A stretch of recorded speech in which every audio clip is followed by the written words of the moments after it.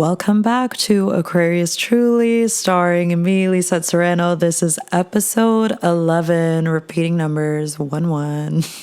I'm so incredibly delusional for that, I feel like. But it's fine, because that's literally like what I feel like this podcast is about. Or maybe it's not about being delusional. Maybe that's not what this whole thing is about, or at least that's what I just think I want y'all to believe in yourselves and, really reach your full potential. And perhaps me seeing potential in people is my downfall. Because maybe I do a very extreme version of that. Do I believe that people should be avoidant and not really say the good in people ever? No, I don't believe that, because I think that way of thinking is also not incredibly healthy, but I do believe there needs to be a balance, especially if you're someone like me who is a very trusting. I feel like I am always attempting to see the good in people. I'm really always trying to see everyone's full potential. And it's low-key my Achilles heel, because I think in a way it's nice, right? Because I can see all of the beauty in the world.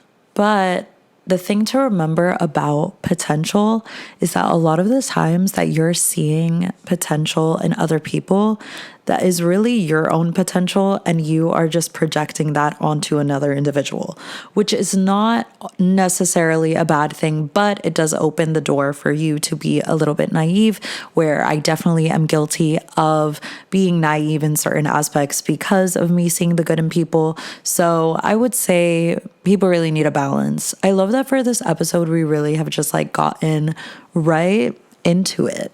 I think it's just been some of my episodes, I do my introduction, but I just felt very called to say that, because I feel like that's just been a running theme in my life, is I just naturally would love to see the good in people. And I love that about myself. I don't want it to change, but I do want to be better in terms of trusting people, because y'all know how some people have trust issues. I have trust too much issues in the sense that if you tell me something, more than likely I am going to believe you, simply because of how I was brought up and the household that I was brought up in, which was filled with lots of honesty and love and care. So naturally, I'm going to think that the world is like that. Which is why it's very shocking to me when I guess I encounter other people and they say that my attitude sometimes can come off as a little aggressive. I'm just if only y'all knew that I actually see the good in everyone. And it's getting to a point where I really have got to stop doing that. As I said, I wanted to table the conversation with what my previous episode was about. I hope y'all really enjoyed that tea-filled episode. And as I mentioned in the episode, I was I am sure that another girl is going to reach out to me. And I was sort of joking with that, but another girl ended up reaching out to me. So yeah, they didn't have sex, but he was trying to ask her out. While we were together, ask her on a date, and then wanted to be official with her in a month. And she was no. And she sort of just told me that he rubbed her the wrong way from the very beginning.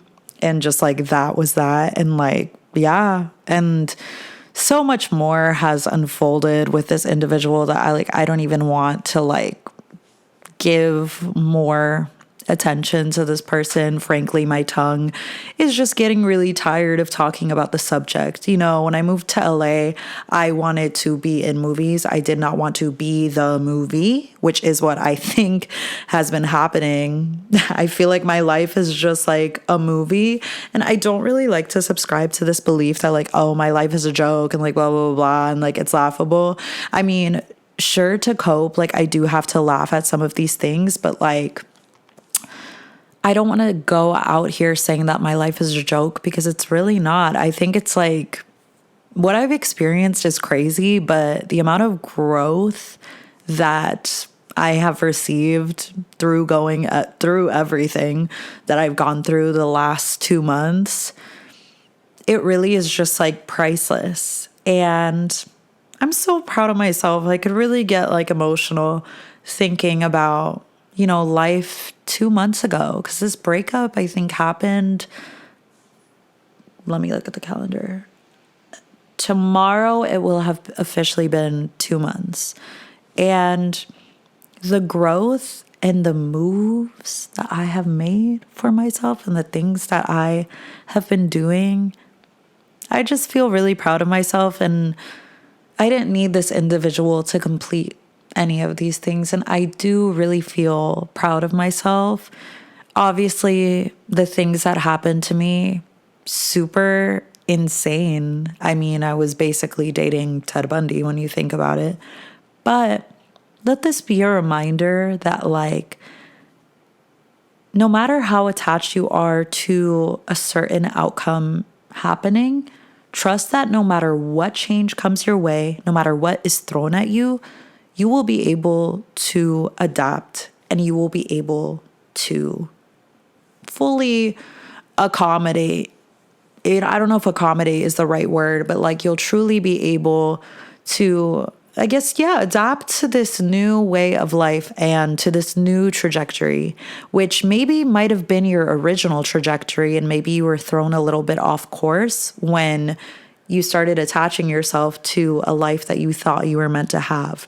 Sometimes that happens in life. We are thrown a little off course, but trust that the universe will always bring you back to like getting closer to everything that you really, really want in life, I've spent a lot of today just like journaling. I hadn't journaled in like 2-3 weeks, which honestly is like a really long time for me. Like I am the type of person that I journal close to every day. So the fact that I hadn't done it in like 2 or 3 weeks, that's a long time for me. Like it really is a long time for me.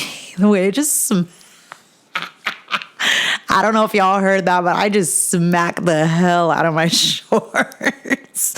I was like, let me stop. Let me grow up. Why is this episode, I feel like a little bit chaotic? I'm not going to lie. Just a tad. I don't know if y'all are getting that vibe too. But yeah, I've spent a lot of today journaling and also just like being outside. I hadn't gone on a walk in a while. And I know I always use the terms like, I haven't done this in a while. I haven't done this in so long. But like really, it's been my last walk, like an intentional, I'm going for a walk. Maybe it was like also 2 weeks ago, which is a lot for me because I am someone who is frequently going on walks. So for me to not go on a walk, it's like, girl, get out there. What do you think you're doing? So I went for a walk. I got Subway since I had like a discount. I still have the rest of my sandwich in because I got the foot long. And I think it's just because I've been eating healthier, but like I feel like before I would be able to eat a foot long Subway sandwich in like one sitting. And like perhaps if I'm hungry, I would do it. But like I had breakfast and like, I don't know, like I was like, am I skinny? But I couldn't. I was like, no, I got to save like the rest of this for later. And like, that's going to be my dinner since Subway was like my lunch. But I did that and it was like an intentional walk. And it's something that I really like to do out here is like, instead of driving somewhere, I'll really like make it a point to like go on a walk instead and just get my steps in that way because I feel like first of all, it's always good to get your steps in. It's really good for like your, cardiovascular system. I don't know. Don't come for me, but it's good for your heart. It's good cardio. It's good cardio. And that's that. So I always like to go on walks and I feel like walks they actually are very mindful, especially if they're silent walks. This one was like a hot girl walk. So like I was listening to my favorite tunes and anything that like makes me want to strut. I had my black sunglasses and I was just like, wow, I'm that girl. But I was doing that and journaling and then also studying since I'm taking my exams, since y'all know I'm like trying to get my teaching credential. So I feel like I've been really productive today and like I have my gym fit on. So like I am going to go to the gym and just like do legs, since like I went for my walks, did cardio that way. So now I'm like, okay, let's do some Bulgarians, let's do some squats, let's be productive. I want to make sure that I don't leave super late, I suppose, just because like the last 2 weeks, so I was sick 2 weeks ago, and I've been getting I've been getting sick a lot this year. I spoke to my doctor. I know why. I don't want to like disclose that information. Your girl's good. Your girl is fine, but you know, my immune system hasn't been the best this year.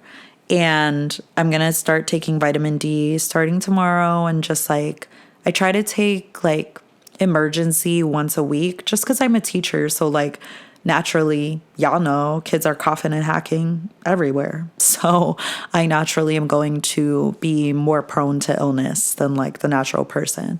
So, or the average person. So I was sick, and then after that my friends visited, and I was considering vlogging it, but I really just wanted to like stick to being in the present moment. Like, I don't know. I really just wanted to like have that time with my friends and really enjoy it. And not to say that like vlogging isn't fun. And obviously my friends love being in my vlogs, but I don't know. It's like, it's tough when you have friends that are long distance. The time that you have together is so precious. And I will vlog with them like someday. I want that to happen just because like, yeah, they're very important to me, and they should absolutely be in my vlogs.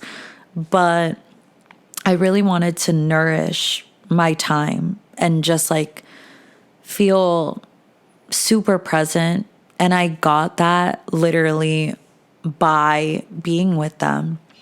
It is really difficult to have your best friends live across the country, having your family live across the country.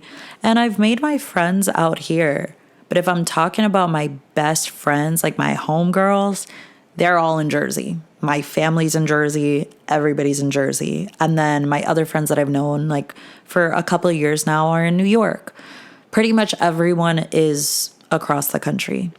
And LA is a beautiful city, and I never want to leave. I really, really love it here. I love having the sun. I love being 5 feet from Hollywood Boulevard. Like, I absolutely love living out here. I just miss my family, and I miss being near them. And like, I do feel homesick at times. And sorry if y'all hear my phone ringing. That was my friend texting me. But yeah, sometimes I do feel a little homesick out here, and just like it's difficult. And I think like in terms of processing, maybe some of those emotions were sort of like pushed a little to the side while I was in my relationship, because I was receiving love, or compensation really. I was receiving all of that attention in that way that it sort of took away from any sort of like homesick feelings that I would get as, you know, the months went on in that relationship, and like the months of like being away from home. I wouldn't really get like, you know, I wouldn't get those feelings, because I was like, okay, I'm being fulfilled in this way. I sort of feel like this home feeling with this person. And my ability to feel that with someone, I think, is a beautiful thing. But like I said, it is my Achilles heel, because I didn't know this person that well. Clearly, I didn't know this person at all. But I felt very fulfilled in that aspect. So I guess in a way, like, that was sort of a distraction for any feelings of homesickness that I was getting. But like, it's not home that I miss, it's the people. Like, I do not miss New Jersey. I don't miss New Jersey, girl. I am a proud Jersey girl. I love my accent. I love my culture. I live, okay? I love being from out there. But I miss my people. I miss being around my people. And like, not for nothing, I do feel like LA has a lot of culture, obviously. But if I'm talking diversity and like being exposed to different people, I would say like the tri-state area is very, very mixed. I feel like out here, I don't get that much of that. And I can even see it with my own identity. I do not know many Colombians out here. I know two, and they're my students. You know what I mean? Like, and then there's like one other person at work that's Colombian. But even then, she like just barely started working there. I'm not seeing many people that know my culture. So sometimes it does feel a little isolating. Obviously, I'm surrounded with like other Latinos, so that's nice.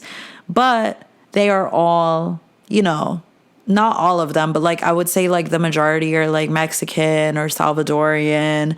I don't really encounter many South Americans. Like I can't talk about like pan de bonos or like empanadas or anything like that. Or like, you know, when I go to the club, I'm not hearing salsa, I'm not hearing bachata, definitely not hearing vallenato. I'm not hearing any of those things. And like, I guess those are some of the things that I do miss about living in New York. It's just like that culture and like just having all that different diversity. Thank you to that helicopter that is being so loud. Guys, I feel like it's the retrograde that's making my podcast get very disrupted today, and I don't appreciate it. But yeah, in that sense, like I do miss home. But I love that I talked about this in another episode of just being very happy about how I grew up and that I grew up around so many different people, and it really prepared me to live out here because I was exposed to so many different cultures, and now I'm sort of in a place where like I have all of this life experience. I have all of these things. I'm ready to just move to a place that's like more chill and like more grounded, because on the East Coast, y'all know things move fast, especially in New York. Like I would say New Jersey's a little slower, but we're still right by the city. So like it still has that fast aspect of it. My parents are New Yorkers, so naturally it's just like I'm used to like a fast culture. So I wanted that change. And like I also just think that this is the best place to be for my career and for all of the different things that I want to do in life. So I do love it out here, but I think you're allowed to love things and recognize that like nothing is going to be perfect. Something can be everything you ever dreamed of and fill you with so much happiness and fulfillment. But it's absolutely normal to sort of just like get these feelings of like, I don't know, just slight gaps or slight spurs, I guess, or slight blurts of not negativity, but maybe loneliness. You know, I think that that's absolutely normal with anything in life that you love. Like, I also am just like far from my sister, and like my sister lives in London, okay? And me and my sister are best friends, y'all. Like, we are literally, that's my girl. So it's the fact that like I am so far from her and just far from everyone, really. But in a way, it's so beautiful because I can feel myself growing from not only living on my own, but living far and living in my dream city. Being out here, I think I'm going to be out here for a while, but I'm completely open to like moving to another city and seeing who I am in there. I feel so much hope, and I feel so young, and like, I just feel like there is so much to look forward to for me. And I just feel like the possibilities are endless, and you're allowed to feel scared in the midst of change and in the midst of like, I guess, change, and also just like, you know, living on your own and being fully independent. My parents are thankfully very helpful, like, and they're always just very communicative. But for the most part, if not in every aspect, like I am taking care of myself. Like I am fully taking care of myself. I am responsible for myself out here. And sometimes that can be a really scary thing. But if I never made this move, I would have not grown in the ways that I have. Like, I think about myself last year, or maybe even 2 years ago. I had no idea that I was going to be living out here. That's crazy. And then a year ago, I had no idea all of the things that were going to happen this year. The good, the bad, all of it made me a stronger person. And I think that there's not only so much beauty in that, but like, I have a lot of pride in the person that I am today. And I wouldn't be this person with every single experience that I have gone through. I just wouldn't. I wouldn't be this version of myself that I am right now. I think right now I'm feeling very called to, I guess, like, really come face to face with how trusting I am as a person, and how, while it is a beautiful thing, especially in a world where like people don't want to trust each other, there is a beauty in the fact that I have the ability to do that. However, I do have to acknowledge the fact that like I do trust people very easily, especially people that I don't know. And I think there does have to be some sort of a balance. I was talking to my sister today and I mentioned this concept of like detachment in a healthy way as opposed to an avoidant way. Because I think there's this huge culture on TikTok that like we have to be detached, and like detachment, there is a lot of detachment and blah, blah, blah. While I do think that is important to detach yourself and to not obsess, you can't get to a point where you are avoidant and where you disregard anything you want, you disregard any person, and you just literally are like, fuck everything, fuck everyone. I'm going to live my life and I'm not going to care about anything in the world. And I am literally just like going to exist and like do so in an unhealthy way.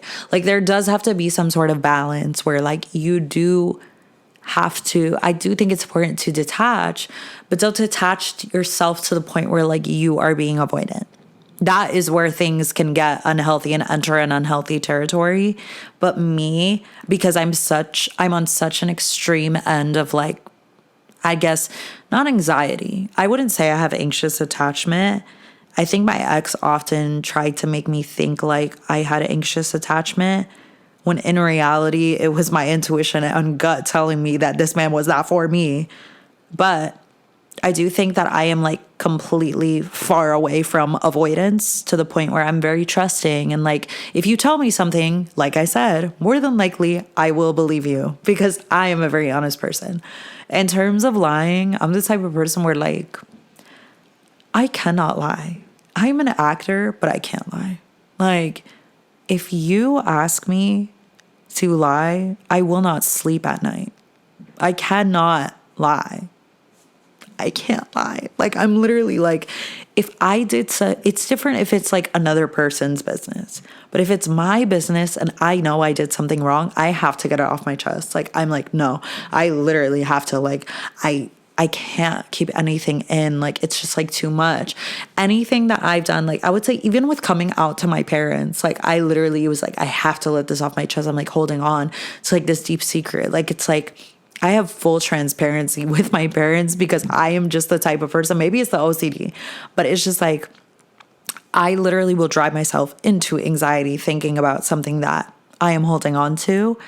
And because of that, I'll think that other people operate in the same way where like, oh, you know, they couldn't possibly be hiding any secret from me because if they were, how would they be able to sleep at night? But there actually are plenty of people out there that can hide crazy secrets and go to bed fine.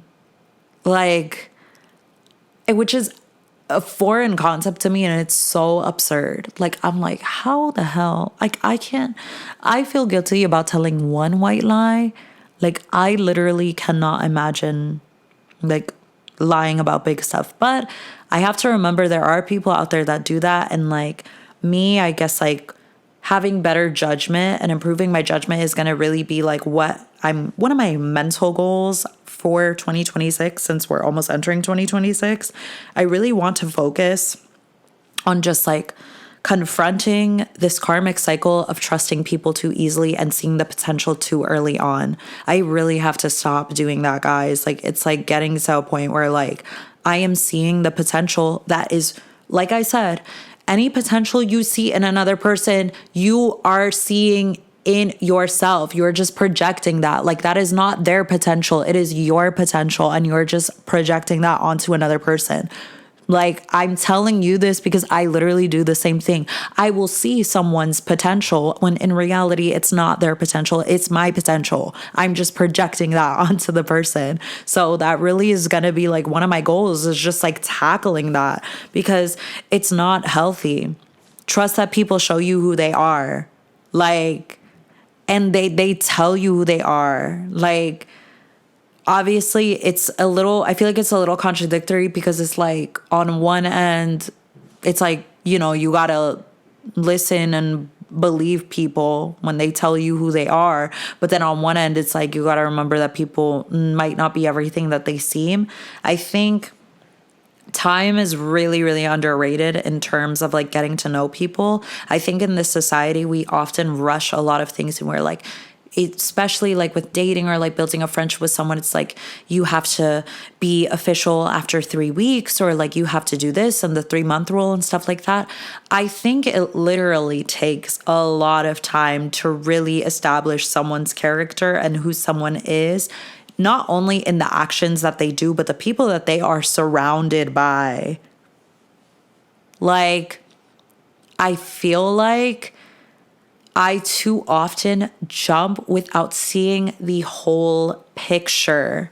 I am a Scorpio rising, Scorpio Mars, Aquarius Sun. I am an Aries Venus. I'm an Aquarius Mercury. The only logical thing about me is my Virgo moon. Everything else in my chart is literally thrives off of impulse and fixed emotions. I am fixed to the core. So me being a fixed sign, like a really, really fixed sign, not like, oh, I have one place, like literally most of my placements are fixed. Me operating in that way means that like once I decide something and like I make an impulsive decision, I will stick to it. Which is, like I said, it works out in terms of career, because it's like I am sticking to my career. I am sure of myself and I'm sure of the person that I am. But then it's my downfall, because it's like I will do that with people and make impulsive decisions with people and just like have that fixed energy and not want to change it. Like, my chart is literally impulse and spite, which is like, it's low key. It's a struggle. It's a struggle. My Virgo moon saves me from, I don't know, like jumping off a cliff, like, or doing anything like super extreme. But like every other placement is literally like, let's be spontaneous. Let's do this. Let's do this. And let's do this for the plot. And it's like, I really have questioned a lot of my decision making. And I know I'm only 24. So I'm like, okay, at least I'm 24 and we're learning about this now. My prefrontal cortex, she's on her way. She's developing. She's getting there. You know, we're doing something about the problem now, instead of just like sitting in this and allowing myself to continue these karmic cycles. We are in the retrograde right now, which literally is like about facing your demons and facing and breaking karmic cycles. My karmic cycle is this thing that I do where I trust people immediately. That is what I'm choosing to break. I literally am like, I need to put more of an emphasis on time and on actions, as opposed to most of the emphasis on actions and not recognizing the other things that come with that. My ex-boyfriend, prior to moving to LA, was abusive, as I mentioned. Specifically, he was manipulative and verbally abusive. He shouted at me twice and like would frequently raise his voice or like give me the silent treatment and just act in very immature ways. This individual, I trusted and like I stayed with him knowing that I deserved better. For someone who is as self-fulfilled as I am, it's very unusual that I am like getting myself into these situations, not to fully put the blame on me, but I do have to take some accountability because it's like if my body is telling me that something is wrong, I have to trust that it's not my anxiety. Like, I really have to think. I guess in terms of the obsessive OCD thoughts, that really has been my anxiety. But if I'm having a gut-wrenching feeling that things are off, perhaps it's because things are actually off and I'm an intuitive ass girl. Like, why would my body lie to me in that way? You know what I mean? And I think that that's something that y'all should note too, is that your body will always tell you when something is wrong. Like, will tell you when situations are not meant for you, when people are not meant for you. Your body knows. Like, there's a book that my sister has recommended to me and I have to read it. It's called The Body Keeps the Score. And it literally talks about like the science behind how certain situations and people affect your body. Like, notice who you get sick around. Notice who is maybe giving you freaking mal de ojo. Like, all these things are so incredibly important and we ignore them. Like, we ignore the signs because, like I said, I think I've gotten good at like recognizing signs from people. I got to start recognizing the signs that like my body is giving me. I think the universe recognizes that I am this very intuitive person and this intuitive being. So naturally, I am going to be put through, I guess, like more tests